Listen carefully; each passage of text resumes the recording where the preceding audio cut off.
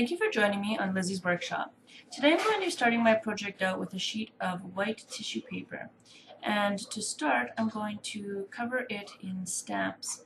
I'm using black StazOn ink because I want to apply a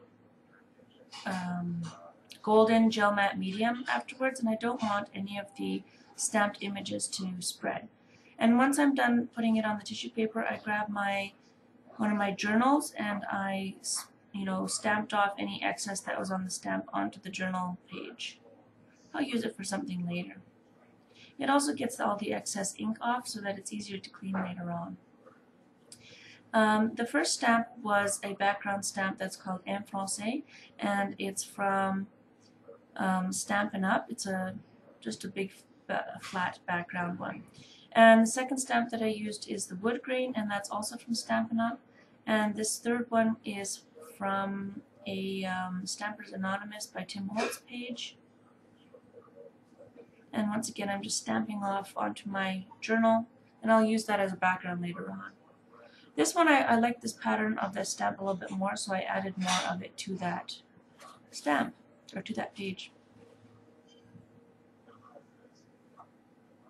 I stamped this middle section, but I don't actually end up using it for this project. I'll probably use it on something else because that's just the way I am, but I didn't end up using it on this project. Those stamps again are from that set from Stampers Anonymous. And then I just stamped it off. I'll use that later. So the next thing I'm going to do is I'm going to rip these sections apart because I want to spray them with different colored inks, and I don't want the different colors to make a puddle. So I'm starting off with two Lindy Stamp Gang inks, and I'm spraying them on the opposite side of the stamp, so they will be a background to the things that I've stamped. The colors that I'm using is Cape Cod Coral from Lindy Stamp Gang and Cotton Candy Pink from Lindy Stamp Gang, and they're both from the Starburst collection.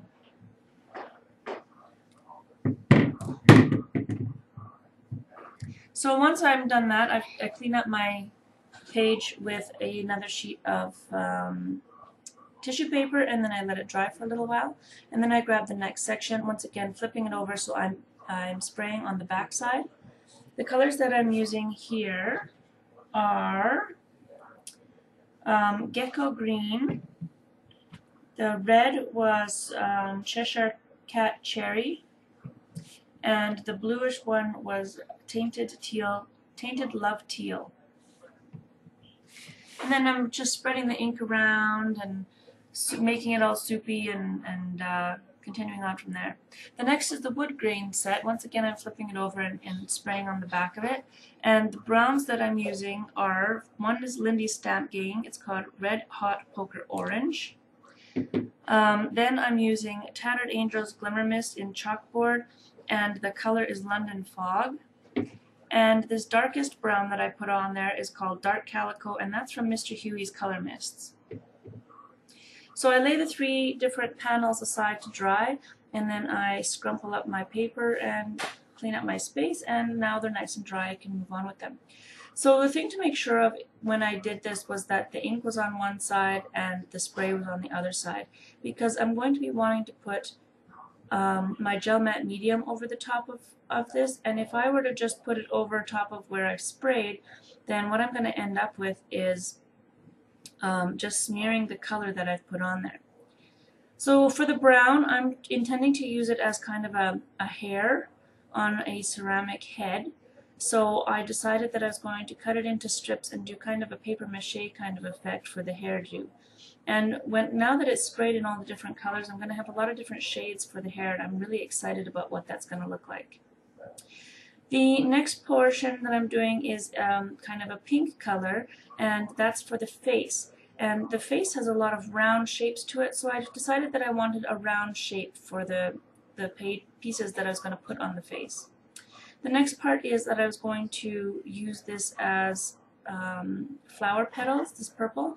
I didn't actually end up using it. My original intent was that I wanted to keep this, it's a 3D ceramic head, and I wanted to keep it as a flat project. I didn't really want to add a whole lot of ephemera. I didn't want to add a whole lot of flowers or anything like that. I do change my mind as I get going, but I really like how it ended up in the end anyways. So I start off with the heart shapes going onto the face, and I am paying a little bit of attention to how I'm structuring this. I'm trying to make sure that the curves of the heart fit in, and the long edges of the heart go along the edges of the face, and that there's a roundness in the pieces that I'm putting on the cheeks, and a smoothness to the pieces that I'm putting on the neck. I'm not paying attention to which part of the pattern goes on, I'm just paying attention to which part of the shape goes on. I'm also making sure that the ink side is up and the spray side is down, to make sure that I'm not just spreading the sprays all over the canvas, as it were. I really love this sculpture, and I picked this up at a garage sale when I was about, I think I was about 18 years old or 19 years old. It was one of the very first pieces of art, so to speak, that I ever had in my very first home during college. So I always loved this sculpture.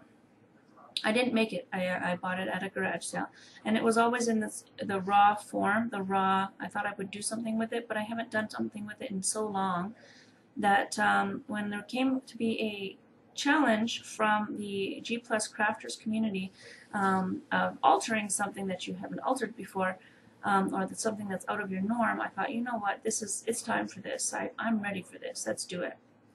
So initially I just wanted to do it as kind of a decoupage kind of idea. You know, I wanted to keep it as a flat kind of thing and put it back up in my windowsill. But as I got moving on, I just continued to fall in love with it and kept going. So here I'm starting with the hair, and I originally start out with putting the strips across the top and then just adhering it on. But as I go on, I realize that, well, I need to have a little bit of distinction here. I need to have a little bit of a part in the hair so that it looks a little bit more realistic. And that was when I was still in the thinking that it was going to be a flat kind of thing. But I changed my mind shortly after here and add a whole bunch of stuff to this beautiful, beautiful head.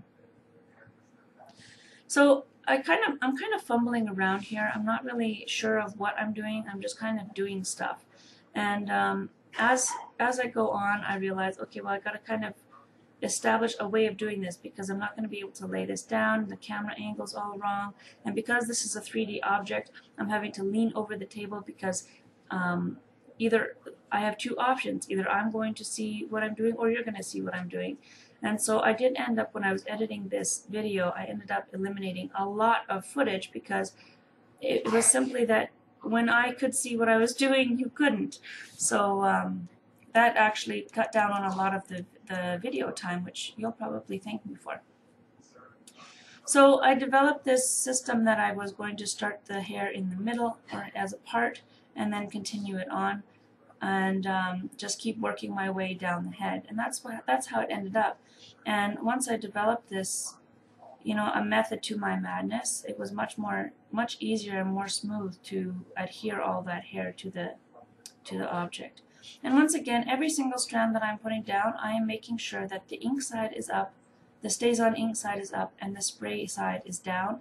I did miss out on one of them, and it did spread brown across the white of the sculpture, but that was okay because I ended up covering it with hair again.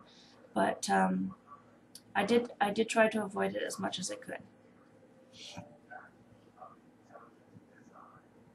And as I'm adding this hair, and as the face is drying, I'm just falling more and more in love with this sculpture. And I feel like I've always had this sculpture, and it's always been sitting in my workshop. But now that it's full of life, now that I've breathed life into this object, I'm really excited to put it back as an addition to the things that I've created for me in my workshop.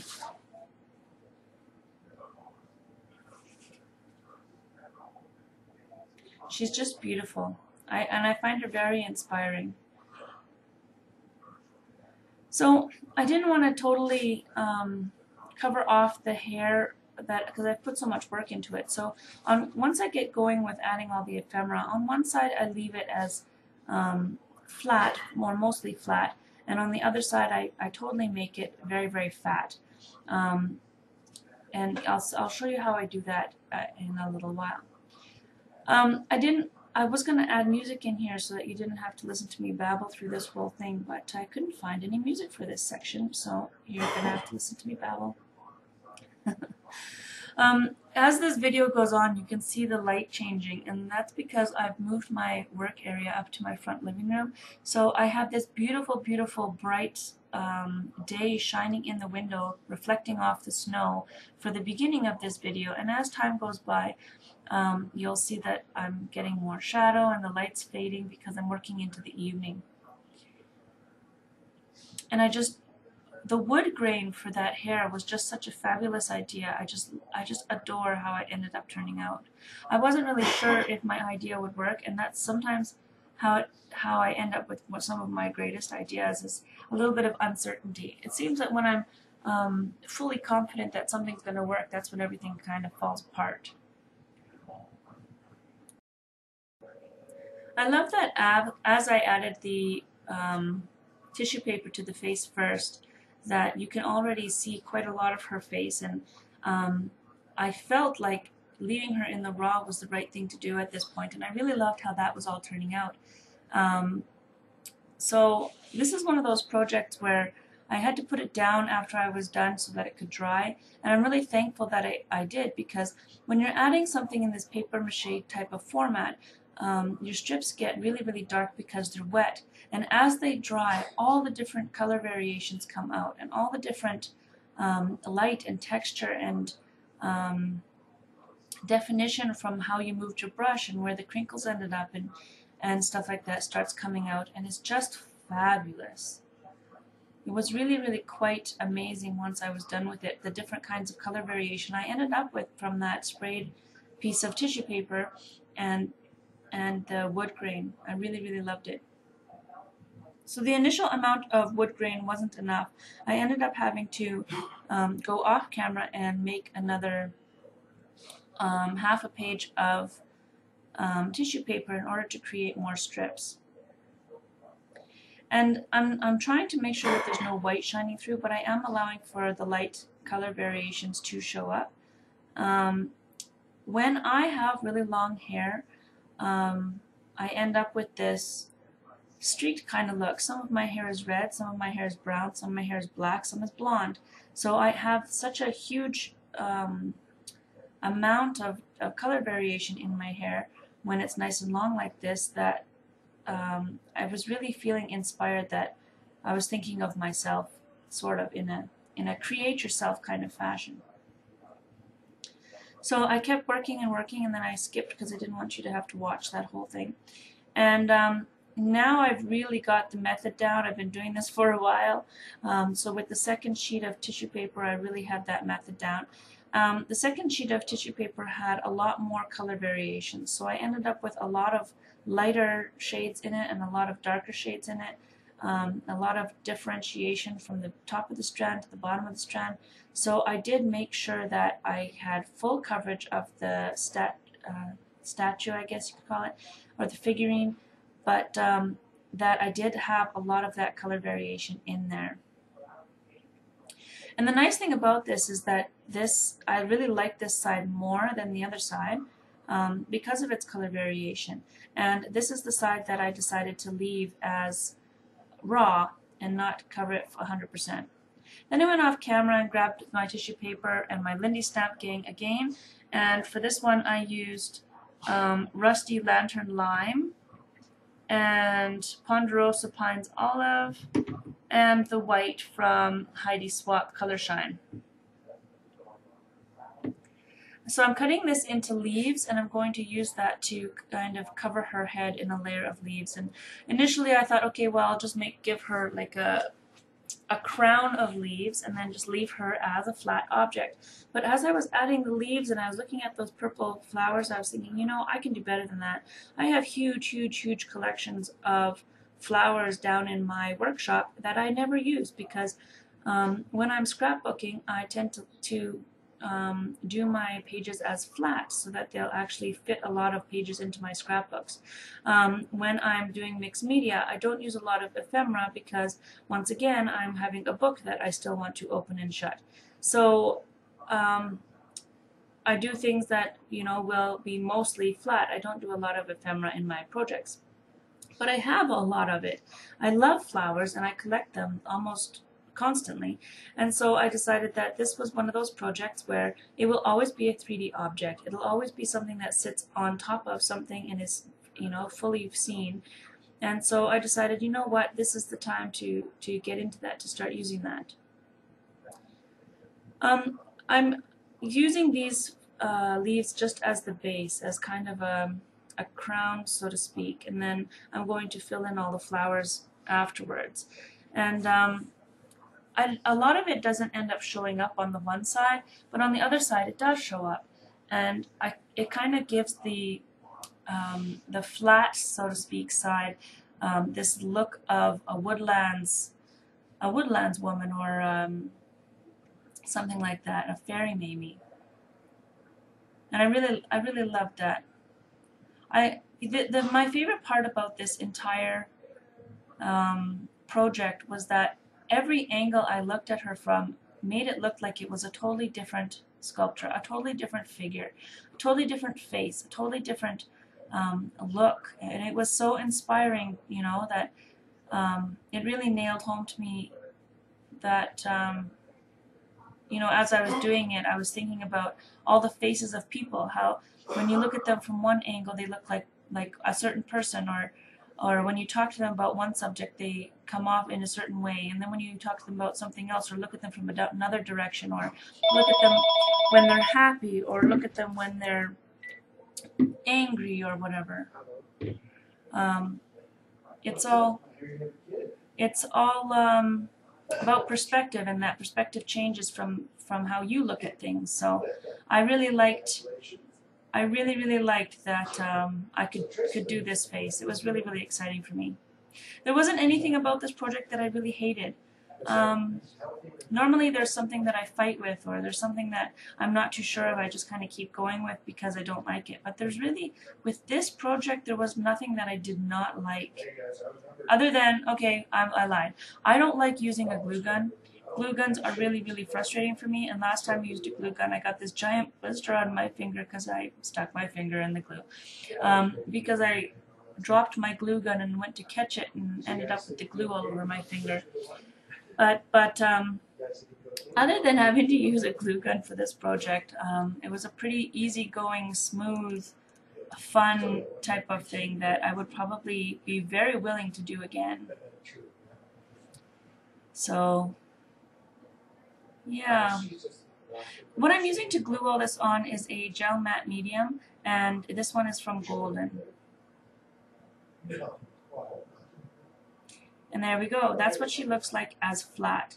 And if you see that, from different angles, she looked totally different from different angles. From the frontwards, she looks like one person, and from the side, she looks like a totally different person. From the other side, she looks like a totally different person. So here I am, shopping my stash. So I'm pulling out a whole bunch of pink little flowers, and I'm pulling out some feathers, pink feathers with black polka dots, or black tips and pink polka dots on the end. I'm picking out some little leaves that match with these little flowers. And in this, I'm trying to go for design ideas, for design stats. So what I'm doing is I'm picking 5 butterflies, or 6, you know, there's 2 butterflies, giant ones in white, and 3 small ones in pink. I picked out a black one just in case I wanted to use it. There's one flower, one rose that is a ribbon coiled rose. There is, you know, 5 of the little roses that I'm going to be using. There's 3 metal strips of ephemera from one of the Ideology Tim Holtz collections. I'll read them to you in a little bit. Actually, no, maybe I'll read them now. One of them says, life is about creating yourself, which really speaks to this piece. Reality has limits, imagination is boundless. That speaks to this piece as well. And dream as if you'll live forever. And that's where the kind of fairy type of look comes in, or the flower girl, or the, you know, creativity and imagination kind of comes in. So what I'm doing is going to hang these in her hair as if they've been woven into her hair. So the bottom part I'm putting a little bit of a green flag on, and the top part I'm using this beautiful red ribbon that matches the little roses quite closely.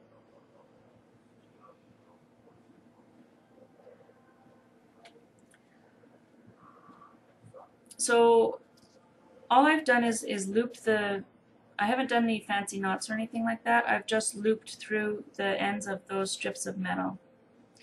Cleared off my space a little bit, and then I grabbed my head. So this side of the face is going to be very, very well adorned, and the other side is I'm only going to add a couple feathers to it. There I am using the hot glue, and I do have 3. It was really hard for me to limit it down to 3 because I liked about 7 of them, but I couldn't envision putting 7 on. It just didn't seem, you know, that I wouldn't get to look at the 3, so the 3, you know, if I did more than 3, it wouldn't be as inspiring as I wanted it to be. So I didn't weave it. I just kind of laced those. I just kind of looped them over each other and created this little bit of a bulk to the ribbon. And then I kind of made them all sort of come from the same place as if they're woven into her hair. Once again, I really dislike hot glue. I probably could have used another kind of glue, but because I was working up in my living room, it would have required me to go downstairs. And I was kind of on a roll with things, and I didn't want to, sometimes I just don't want to leave the project. I'm sure that a lot of you creatives get into that, where you're right in the middle of something and you just don't want to leave where you are. You know, at this point I thought I could leave it like that, but no, I kept going. So the next thing that I did is I had this little charm. It's probably from a Tim Holtz collection as well, and it's basically a timepiece. It's a clock, and then I added this black ribbon and kind of made it as a choker for this girl. So this piece is very inspiring in many ways. First off, I think she's just beautiful. Second off is I've added those elements, the metal elements that are inspiring. And third off is I'm adding this timepiece choker effect because I do want to remind myself that although imagination is boundless, and although life is about creating yourself, and although I should be dreaming as if I'm going to live forever, time is still there. Time is still present. I still have to think about starting now. I can't sit there and dawdle and go, oh, well, maybe next week I'll start. No, time is not endless. And so recreating myself to be what I want to be or who I want to be has to start now. Dreaming bigger than I have been has to start now. And living life bigger than I have been has to start now. And that's part of what this whole journey of this year has been about, is being more creative and, you know, expressing myself more and sharing my creativity. And so this piece really speaks to me, and I'm really glad that I'm doing it in the end of the year, because it's taken me this long to get up the nerve or the gumption to go in this direction. So the next thing that I'm going to do is I'm going to start adding flowers. Or ephemera. So the first thing I'm adding is the feathers, and they're a hot pink, and they're kind of, I'm not even paying attention to where I'm putting them. I'm putting them on randomly. So I'm going to flip her over, and if you see how this is right here, this is how she's going to stay on this side. Just the leaves, the wood grain, and the tufts of feathers. That's it. And then on the top there, I'm going to add my last feather, and then I will start with flowers. Originally, I had pulled out this big, huge, fat rose, but I didn't really like the big, huge, fat rose. I didn't think it really fit in with what I was doing. But when I looked at the color scheme of everything else that I had pulled, there really wasn't any of that light pink, and there really wasn't any pop. And so I thought, you know, I need one big thing to add some pop to it, and then I can structure the rest of the flowers around that. So then I added this flower, and this flower kept falling apart because I trimmed it too short. It's just cheap flowers. I'm pretty sure that a lot of I think the roses came probably from Michael's or something. I used them as part of a hairpiece for my daughter's. I made this big hairpiece for my daughter for when she was the first time she was a flower girl. I basically made it like on a stick, so she could either hold it if the bride hadn't provided a bucket of flower petals or something, or I could slip it in the back of her ponytail, which is what ended up happening. Is the bride provided, and I just shoved the rose right into the back of her little ponytail of her hairpiece. So that's what it was. These flowers, these little purple flowers, they are totally like dollar store little flowers, and I've had them for a really long time, so it was time that I used them up. But I used them also in one of my other mixed media projects, the one that's called Grow. It's a book page piece, and it has a butterfly and a sign on it that says Grow. And I used these purple flowers with the yellow centers all over the leaves, all over the tree look in that canvas. So then I'm just slowly piecing these flowers, and I'm doing this in segments. So I'm starting with the front of the head, and I'm trying to add balance in odd numbers. And then I added this rose in here because the space needed one. And then around that rose, I create balance in odd numbers, making sure that I never have the same colors of flowers beside each other. And once again, I keep burning my fingers with this silly hot glue gun. It's never my friend. And then, so I'm adding in the pink flowers and the white flowers and the little leaves first. And after that, I'm using the purple flowers as the filler, because I did have basically a bouquet of the purple flowers. And I really liked how they popped off of popped against the other flowers.